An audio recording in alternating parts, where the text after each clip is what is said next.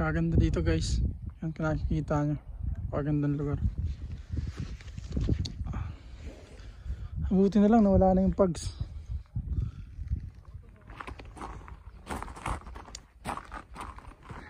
Yan, nakababa tayo. Galing kami dun guys sa dulo. Yan. Galing kami sa tok-tok.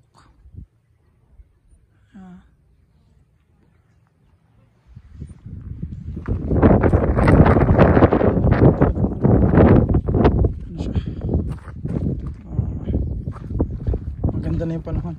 Makikita mo na yung ganda ng lugar.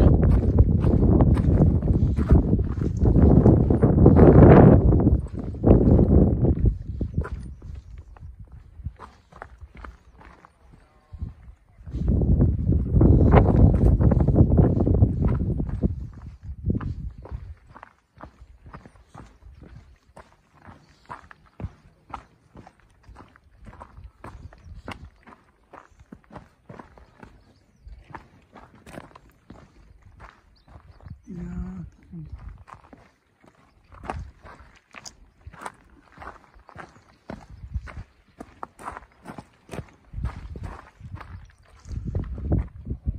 Kung nakikita niyo parang tuldok na yun, parang may tuldok na yun. Ang daw sabi nung hapon, may namatay daw doon dalawang high school. Umakyat sila ng may bagyo. Tapos nilamig. Yun, bigla na lang yatang natumba, hindi na nakauwi. Kaya delikado pag-aakyat ng may bagyo, tapos malamig pa dito sa taas.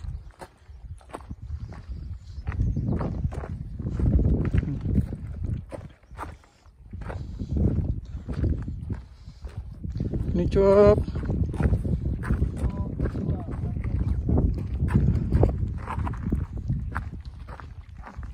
Tapos doon, yung bundok na yun, yun ang Mount Nakidake. Yung pinakamataas na bundok dito sa bandang Kumamoto. Mount Nakidake.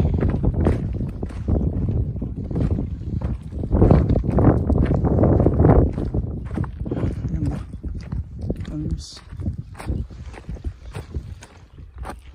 yan.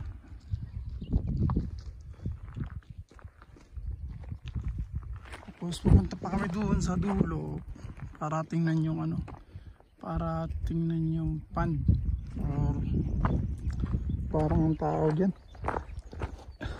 parang pond, parang river.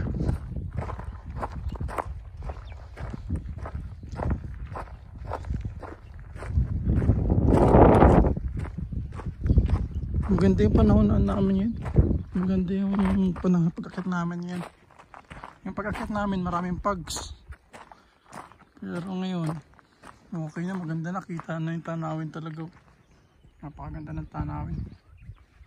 Kita na lahat yan.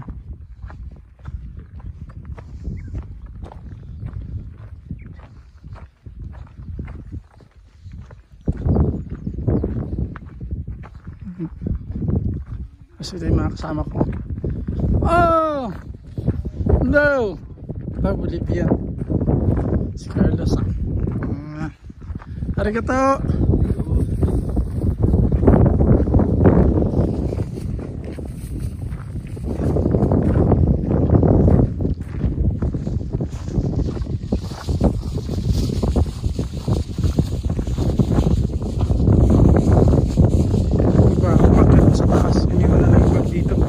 Para nga naman pag-akyat nila hindi na hassle, hindi mabigat yung bag. Ang maganda guys, hindi nakakasawang tingnan. Kung pwede lang tumira siguro dito titira. Kaganda eh.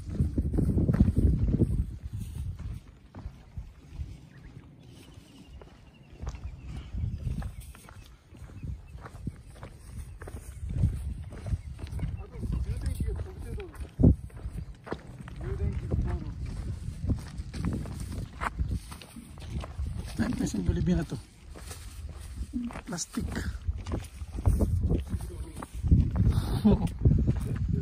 Oh, sugoi! Oh my!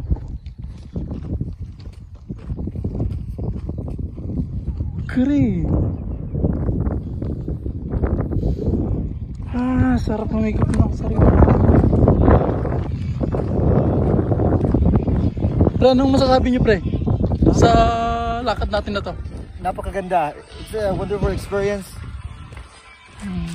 Pero nakakapagod. Makakapagod, pero tingnan mo naman tanawin, pre, no? Wala ng pagod. Pre, ikaw? Sasabi ko lang, pag may nakitang kausapin.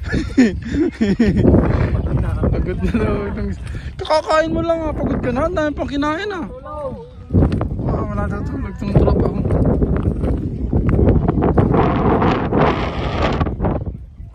Tingnan natin itong tuktok. Tingnan natin itong tuktok. Tingnan muna tayo sa tuktok, guys. Bago tayo bumaba.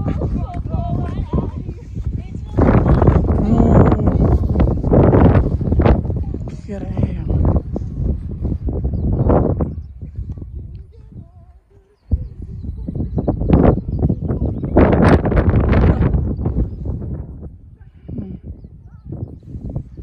Tara, kaya tayo pa.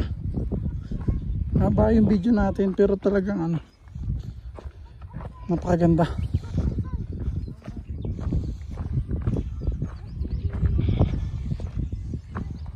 Hindi man sa pag